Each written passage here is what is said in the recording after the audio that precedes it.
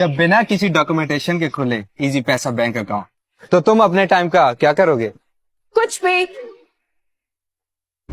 मैं आज तकरीबन 11 महीने के बाद सेनेट में तकरीर कर रहा हूं सर। आखिरी तकरीर मैंने की थी सर तकरीबन मार्च 2023 में। मुशाहिद साहब, मैं आपकी बात और सारे सीनियर जितने बैठे हैं, ताजदा साहब आपकी भी तरह थोड़ी सी अटेंशन, बजिंदर साहब, 11 महीने बाद सर मैं यहाँ पे तकरीर कर रहा हूँ। इस 11 महीने में मेरे साथ क्या क्या नहीं हुआ सर, उसकी थोड़ी सी बाज़गश्त होनी चाहिए। And this is very emotional sir. 9 मई का वाक़या हो गया सर, 9 मई के बाद रुपोश हो गया। 4.5 महीने सर मुख्तलिफ घरों में छुपे रहे सर। कभी किसी के घर, कभी किसी के घर, बच्चे लेके दर बदर घूरते रहे सर। जगह खत्म हो गई, गाड़ियां, नंबर प्लेटें तब्दील करनी पड़ी। मेरे बेटे ने मुल्क से बाहर जाना था, छुपा के उसको एयरपोर्ट से वापस भेजा और पता नहीं क्या क्या नहीं हुआ सर।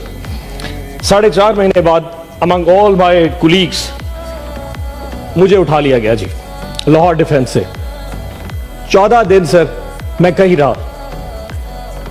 14 दिन में जो भी चिल्ला काटा सर, वापसी पे एक स्टेटमेंट दे दी थी जिसमें 20 सेकंड की एक वीडियो स्टेटमेंट दी कि मैं तहरीक इंसाफ जनूबी पंजाब की सदारत से इस्तीफा देता हूं और 9 मई की मजम्मत करता हूं, और मुझे आजाद कर दिया गया।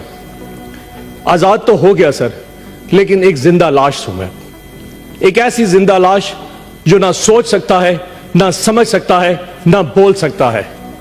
मुझे नफरत होती जा रही है सर इस ऐवान में बैठ के, इस तस्वीर की तरफ देखते हुए, जो मुझे इस चीज का यकीन दिलाती है कि मैं आजाद हूं। मैं आजाद नहीं हूं। अगर मुझ में सोचने समझे की सलाहियत ये रियासत नहीं दे सकती तो मेरा यहां जीने का हक भी नहीं बनता। कौन होता है कि मुझे डिक्टेट करे कि मैं क्या कहूं और क्या सोच सकता हूं? आपको अंदाजा नहीं कि सर पिछले 6-8 महीने कितने कर्ब में गुजारे हैं।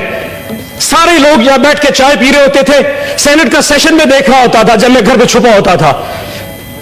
ये बातें करना आसान है सर। आज आप रिगिंग की बात कर रहे हैं। जो कुछ हमारे साथ हुआ है, मुझे आज तक एक प्लेटफॉर्म नहीं दिया गया। अफसोस होता है सर कि यहां बैठ के सारे बात करें रेगिंग पे, लेकिन उन बेचारे वर्करों के साथ, वो हमारे दोस्तों पीटीआई के लोगों के साथ जो कुछ हो रहा है, आज तक किसी ने उस पर बात नहीं की। सर यकीन जाने में अगर एक रुदात सुना दूंगा आप परेशान हो जाएंगे।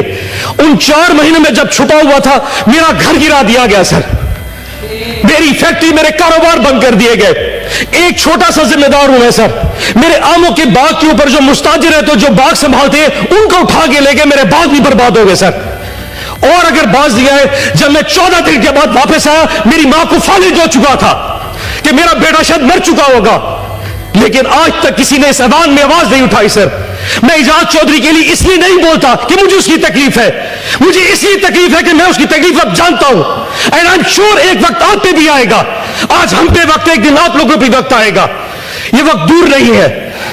डर तो बड़ा लगता है जी सर कि वापसी पे जाएंगे फिर उठा लिए जाएंगे सर, लेकिन सर अब बचे क्या है सर? वो कहते रहे सर कि हम ना बाज आएंगे मोहब्बत से, जान जाएगी और क्या होगा सर। एक कैदी जो है वो मुझे देता है सर, मेरे अल्लाह के बाद एक कैदी मुझे मेरी ताकत देता है सर। वो जेल में बैठा जरूर है सर, लेकिन मुस्कुरा रहा है, इस पूरे निजाम पे मुस्कुरा रहा है। उस एक कैदी ने इस पूरे मुल्क को में असल हकीकी आजादी दी है सर। एक कैदी ने, 70 साल पहले कोई आजादी नहीं थी। उस एक कैदी ने 8 फरवरी को जो हमें आजादी दी है, वो इस कौम याद रखेगी उस कैदी को सर। उस एक कैदी ने सारे निजाम को नंगा करके रख दिया है सर। 8 फरवरी को, जब इससे पहले 6 महीने मैंने डिप्रेशन में गुजारे सर।